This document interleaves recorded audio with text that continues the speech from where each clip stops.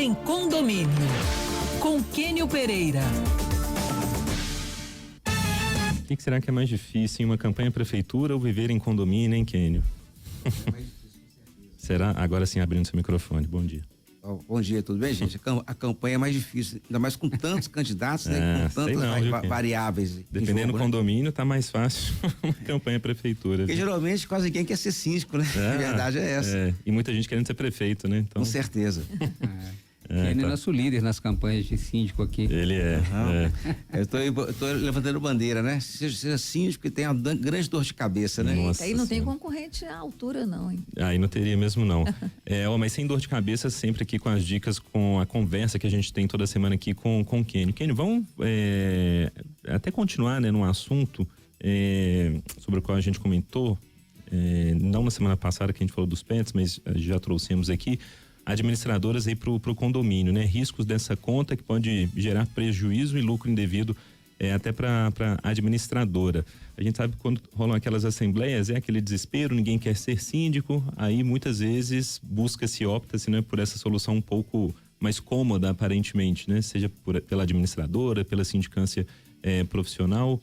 Vamos fazer um geral do assunto. O que acontece na prática, né, gente, realmente gera preocupação, porque o síndico, ele administra o condomínio, ele representa a coletividade. E o pessoal, às vezes, elege o síndico profissional junto com a empresa que vai administrar. São duas coisas totalmente diferentes. Então, é ideal que a empresa que vai ser contratada para administrar não tenha nenhuma relação com o síndico. Por quê? Quando há alguma coisa errada, o síndico, ele denuncia essa empresa. E vice-versa. Se o síndico, às vezes, quer fazer uma coisa irregular em relação à parte contábil, essa empresa rejeita. Então, um fiscaliza o outro. Se você coloca tudo junto, logicamente, havendo algum erro, esse erro não vai ser denunciado para os condôminos. Então, o ideal é que haja uma contratação totalmente distinta. A empresa que administra não tem que ter vínculo com o síndico. E aquela empresa que administra, que vem oferecer síndico profissional como parceiro, fuja disso, porque isso é um risco maior. Então, é ideal que haja contratações distintas, sem nenhum vínculo. O Quênio, pensando aí no condomínio, é interessante para o condomínio, né, contratar uma assessoria jurídica para analisar esse contrato, caso, né, opte aí realmente pela administradora, pela sindicância profissional? Essa questão de qualquer contrato, em geral, ainda mais numa área tão complexa, é ideal que haja uma assessoria jurídica de um advogado especializado. Como vai contratar uma construtora, você vai fazer um financiamento imobiliário, tem que ter uma visão técnica daquilo. Então, os síndicos, em geral, não são especialistas. As assembleias aprovam contratos sem analisar o contrato.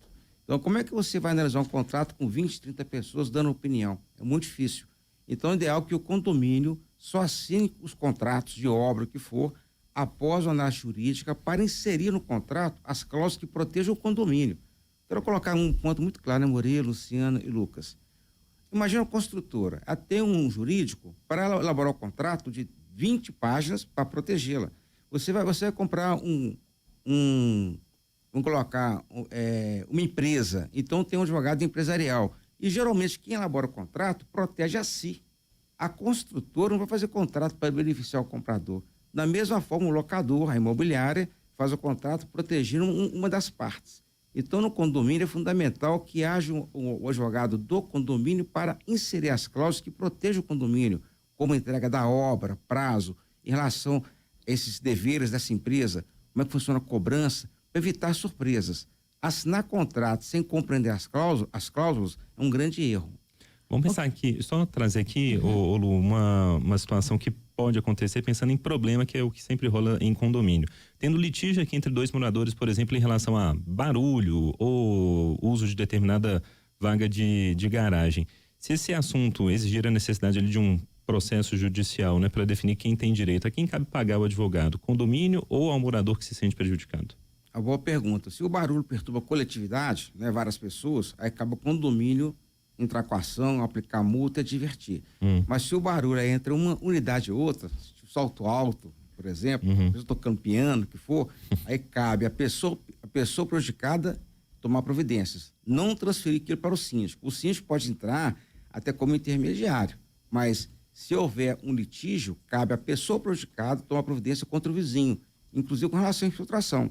Se a infiltração é de um apartamento para outro, cabe os dois resolverem, não implicar o condomínio.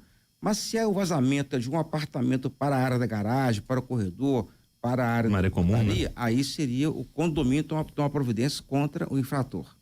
Ô, Kenny, hoje a gente tem condomínios de vários tamanhos, né?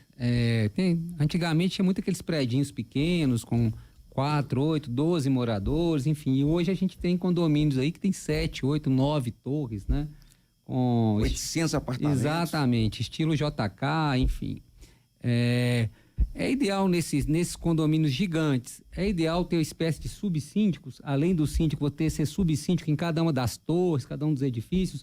Isso funciona ou é melhor delegar tudo isso a uma administradora? Tecnicamente, qualquer condomínio, Murilo, tem um síndico geral. Então, quando o condomínio tem 5, 6 torres, aqui acontece aqui em Nova Lima, Belvedere, aqui é Venda Nova, tem locais que tem 700 prédios, 100 apartamentos em cada torre. Então, é comum ter na convenção constar o subsíndico para auxiliar, né? Então, porque na prática é uma grande empresa. Então, tem o síndico, pode ter o subsíndico em cada torre e a empresa que administra a parte burocrática, a parte financeira, contábil do condomínio. Muito bem. Na verdade, agora uma pergunta de uma ouvinte da semana passada, terça-feira, Lúcia. Ela havia perguntado sobre contrato de compra. Ela precisa desse documento para repassar o apartamento para um familiar? Ela quer repassar o apartamento para um familiar, como se transferisse para ele, né? A propriedade, digamos assim. Agora, ela não tem esse contrato de compra. Como ela faz? Ela tem que pegar uma segunda via, como ela faz, e em vida ela pode passar para... Então, a pergunta é bem ampla, né, Luciano? Trocar ideia. Qualquer imóvel a pessoa pode vender. Então, ela vende por meio de uma escritura pública que é lavrada no cartório de notas. Então, a pessoa tem uma propriedade, tem um registro imobiliário, ela tira uma certidão atualizada desse registro, da matrícula, vai no cartório de notas fazer a escritura pública. Agora, é o seguinte, geralmente na compra e venda é feita uma promessa de compra e venda primeiro. É o pagamento sinal, a negociação, como é que é feita a questão da posse, da transferência da propriedade, em relação aos tributos. Então, é comum fazer, primeiramente, contato prévio, tá? Então, a pessoa pega lá o seu advogado, o corretor, faz esse contrato para estipular as condições de pagamento, repito, condições da posse, dos custos dessa transferência, e após essa promessa de compra e venda, leva a cartório para fazer a escritura pública. Agora, ser um parente, Luciana, você colocou uma questão bem peculiar. Segundo ela, é parente, ó. Meu primo, minha irmã, já posso ir direto do cartório de notas fazer a escritura pública. Então, na escritura consta o pagamento e quitação. Mas a praxe de mercado é sempre um contrato promessa de compra e venda, porque os pagamentos são parcelados. Tem uma entrada, um sinal. Então, as condições de compra e venda é feito esse contrato particular. Mas, repito, nada impede, se não é meu irmão, eu vou lá passar para ele o apartamento, o pagamento à vista. Posso ir direto ao cartório de notas e fazer essa escritura pública, entendeu? Se for presente... Se um presente, não tem que quitar nada. E aí, não, aí no caso, você falou, é a doação. Doação. Aí, Lúcia, é doação. Doação, vou trocar ideia, adorei o presente, me dá um presente também. Um presente, um apartamento. É a doação. Então, na prática, aí, Luciana, quando é feita a compra e venda, a pessoa paga o ITBI, que em Belo Horizonte é 3% do preço do imóvel para o município. Então, se o imóvel vale R$1 milhão, ele vai pagar R$30 mil para o município ITBI. Quando é feita uma doação, é feito pago o ITCD para o Estado. O ITCD, no caso, é 5%. Então, são tributos diferentes. Para a gente terminar, chegou aqui, é uma dúvida, mas uma consideração aqui do nosso ouvinte, o Daniel, ele lembrando de um caso que aconteceu no fim de semana com um jogador do Cruzeiro. Ele mora num desses condomínios fechados, né, de residências. Ao que tudo indica, estava dirigindo em alta velocidade, bateu em uma placa de sinalização dentro do condomínio, perguntando o que pode ser feito em situações assim, porque assim como esse jogador, imagino que esses condomínios fechados devem enfrentar muito isso, né? Esse pessoal com os carrões aceleram achando que estão aí numa autoestrada. Tem um caso aqui no condomínio Mendoeiras, o pessoal arrebentou um carro de mais de R$1 milhões, né? Então acontece às vezes. O que ocorre? Quem pratica um ato irregular, artigo 186 e 927 do Código Civil, a pessoa responde pelos danos. Então, se eu bato numa placa, né, num equipamento do condomínio, eu tenho que indenizar. Se eu bato o carro no portão, eu tenho que indenizar. Essa placa do condomínio, cabe ao proprietário, né, do automóvel indenizar. Agora, quando é a via pública, até o município, o estado cobra da pessoa. Uhum. Então, se a pessoa arrebenta um poste, alguma coisa assim, na via pública, o poder público cobra da pessoa a indenização pela recuperação daquele bem.